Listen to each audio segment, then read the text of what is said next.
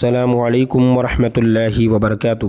ناظرین، امید کرتا ہوں آپ سب خیریت آفیت کے ساتھ ہو گیا۔ یہ انشاءاللہ عز و جل آج کی اس ویڈیو میں اردو کتاب بہار شریعت حصہ پنجم پارٹ نمبر 5 پڑھیں گے، اور جو ہے مسائل فقہیہ ہے نا، یعنی مسئلے کا بیان شروع ہو رہا ہے۔ اس سے پہلے 4 پارٹ میں ہم نے حدیثوں کو پڑھا، روزے کی فضیلت وغیرہ، ٹھیک ہے۔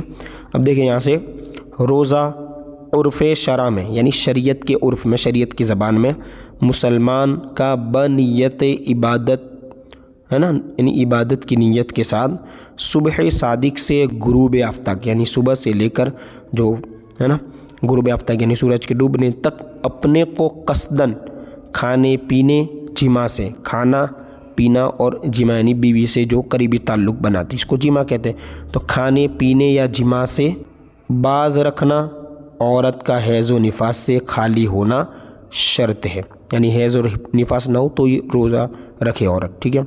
اس طرح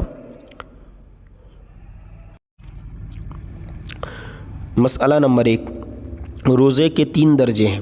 ایک عام لوگوں کا روزہ کہ یہی پیٹ اور شرمگاہ کو کھانے پینے جماع سے روکنا۔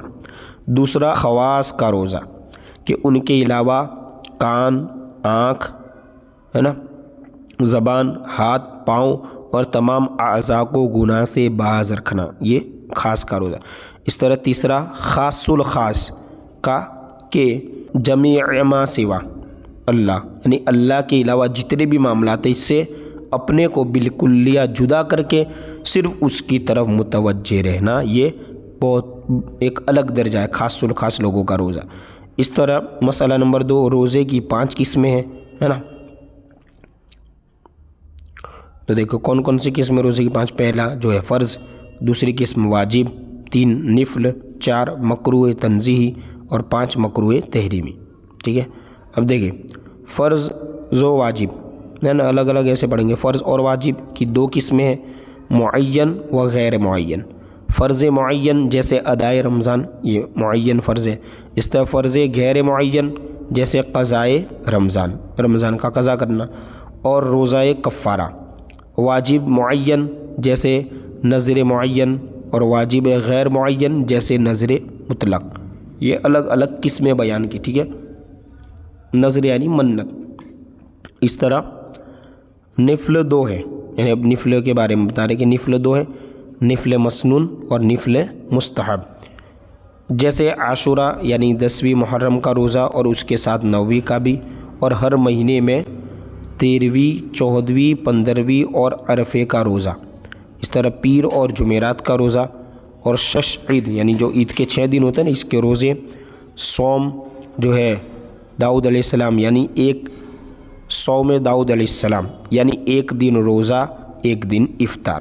اس طرح پھر مکروہ تنزیہی جیسے صرف ہفتے کے دن روزہ رکھنا، نیروز و مہرگان کے دن روزہ یعنی صوم دہر یعنی ہمیشہ روزہ رکھنا۔ اس طرح صوم سکوت یعنی ایسا روزہ جس میں کچھ بات نہ کرے۔ اس طرح صوم وصال کہ روزہ رکھ کر افطار نہ کرے اور دوسرے دن پھر روزہ رکھے، یہ سب مکروہ تنزیہی ہے۔ اس طرح مکروہ تحریمی کی کیٹیگری بتا رہے، جیسے عید اور ایام تشریق کے روزے، اب وہ عید کے دن تو منع ہے، اگر رکھے گا تو مکروہ تحریمی ہوگا۔ اس طرح مسئلہ نمبر 3، روزے کے مختلف اسباب ہیں۔ روزہ رمضان کا سبب ماہ رمضان کا آنا، اور روزہ نذر کا سبب منت کا ماننا۔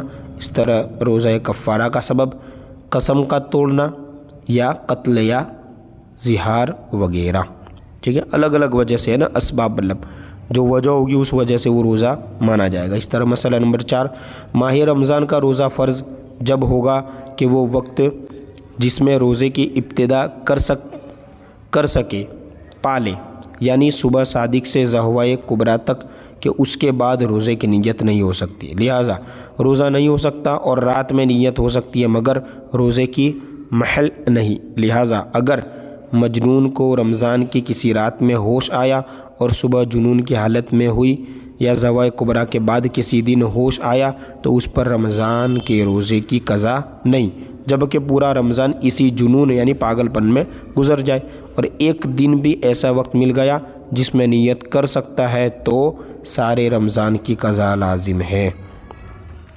یہی تو مسئلہ ہے۔ اس طرح مسئلہ نمبر 5، رات میں روزے کی نیت کی اور صبح غشی کی حالت میں ہوئی اور یہ غشی کئی دن تک رہی تو صرف پہلے دن کا روزہ ہوا، باقی دنوں کی قضا رکھے، اگرچہ پورے رمضان بھر غشی رہی، اگرچہ نیت کا وقت نہ ملا، ہے نا۔ اس طرح مسئلہ نمبر 6، ادائے روزہ رمضان اور نظر معین اور نفل کے روزوں کے لیے نیت کا وقت غروب آفتاب سے ظہوہ کبریٰ تک ہے۔ اس وقت میں جب نیت کر لے یہ روزے ہو جائیں گے، لہٰذا آفتاب ڈوبنے سے پہلے نیت کی کہ کل روزہ رکھوں گا، پھر بے ہوش ہو گیا اور ظہوہ کبریٰ کے بعد ہوش آیا تو یہ روزہ نہ ہوا، اور آفتاب ڈوبنے کے بعد نیت کی تھی تو ہو گیا، ٹھیک ہے۔ اب جو ہے پارٹ نمبر 6 سے آگے مسئلہ نمبر 7 کنٹینیو کریں گے۔